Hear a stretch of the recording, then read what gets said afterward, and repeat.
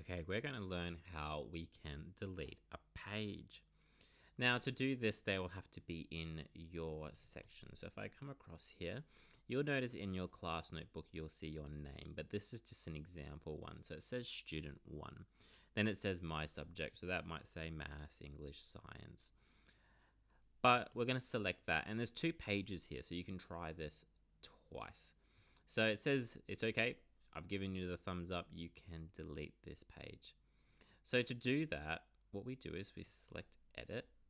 We then put a tick here next to what we want to delete. And then we come down to this little trash bin down the bottom. We click on that one and then it will delete the page for us. Okay, and if you want to try it again, you can do it again with this second copy here. If the trash bin can't be clicked, that's because it's something that your teacher has distributed to you, and there's some special permissions that will stop you from deleting that because we don't want to accidentally delete very important work.